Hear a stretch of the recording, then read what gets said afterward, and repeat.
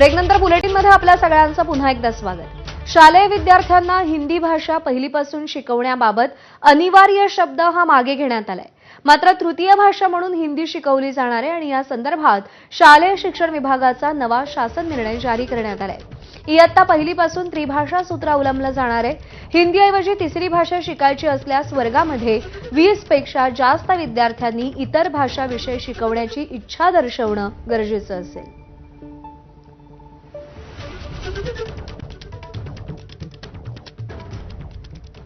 आणि राज ठाकरे आज सकाळी 11:30 वाजता एक तातडीची पत्रकार परिषद घेत आहेत। सकाळी शिवतीर्थ निवासस्थानी राज ठाकरे आपली भूमिका मांडणार आहेत। पहिलीपासून हिंदी शिकवण्यासंदर्भात राज ठाकरे काय बोलणार, कारण का हिंदी सक्तीच्या निर्णयाला राज ठाकरेंनी मनसेनी प्रचंड विरोध केलेला होता।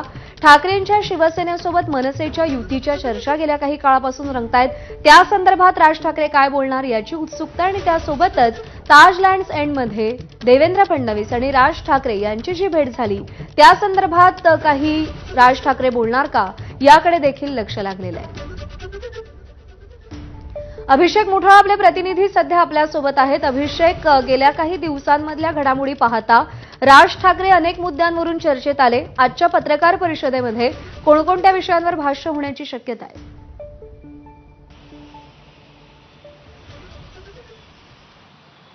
आजची पत्रकार परिषद जर का पाहायची तर ती एकूणच शिक्षणासंदर्भात काढलेला हा संपूर्ण GR बघावा लागणार आहे।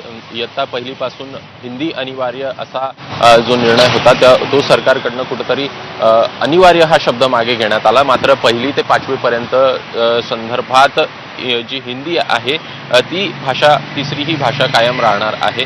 एकूणच त्रिभाषा सूत्र हे सरकारकडनं अवलंबल्या गेल्याचं आपल्याला पाहायला मिळतं आहे आणि या संदर्भात शिक्षण विभागाकडनं रात्री एक GR देखील जारी करण्यात आलेला आहे। त्यामध्ये स्पष्ट सांगण्यात आलेलं आहे की पहिली ते 5वी मध्ये तिसरी ही भाषा अनिवार्य राहील आणि जर का तिसरी भाषा व्यतिरिक्त जर का आपल्याला विचार करायचा असेल, तिसऱ्या भाषेचा विचार जर करायचा असेल इतर ज्या भारतीय भाषा आहेत त्या संदर्भात तर 20 विद्यार्थ्यांहून अधिक विद्यार्थी संख्या ही पाहिजे ज्यांची इच्छा असेल दुसरी भाषा शिकण्यासंदर्भात आणि त्यानंतरच आपल्याला शिक्षक उपलब्ध करून देण्यात येईल किंवा मग ऑनलाईन ही भाषा जी आहे ती शिकवण्यात येईल। त्यामुळे एकूण कुठेतरी पुन्हा एकदा या सगळ्या निर्णयावरनं कुठेतरी हिंदी अनिवार्य हा शब्द जरी काढला असला तरी हिंदी सक्ती ही इथं आपल्याला पाहायला मिळते आणि त्यामुळेच कुठेतरी या संदर्भात रोष जो आहे तो समाज माध्यमांमध्ये देखील उमटताना पाहायला मिळतो आणि त्या अनुषंगानं मनसे अध्यक्ष राज ठाकरे यांच्याकडनं ही तातडीची पत्रकार परिषद देखील बोलवण्यात आल्याचं कळतं आहे। सोबतच इतर जे एकूण नागरिक आहेत, शिक्षण तज्ज्ञ आहेत त्यांच्याकडनं कुठं देखील या संदर्भात भाष्य करण्यात येताना दिसतं आहे आणि याला विरोध देखील आपल्याला सध्याला होताना पाहायला मिळतो आणि त्यामुळे एकूणच सरकार आता या सगळ्याला कसं सामोरे जाणार हे बघणं देखील महत्त्वाचं असणार आहे। सोबतच शिक्षण मंत्री दादा भुसे काय यावर भाष्य करतात हे बघणं महत्त्वाचं असेल। अभिषेक, या सगळ्यामध्ये राज ठाकरे यांनी सुद्धा सातत्यानं विरोध दर्शवलेला होता हिंदी भाषा सक्तीला। अनिवार्य हा शब्द काढून सरकारनं नेमकं काय साध्य केलंय हा प्रश्न या निमित्तानं उपस्थित होतोय।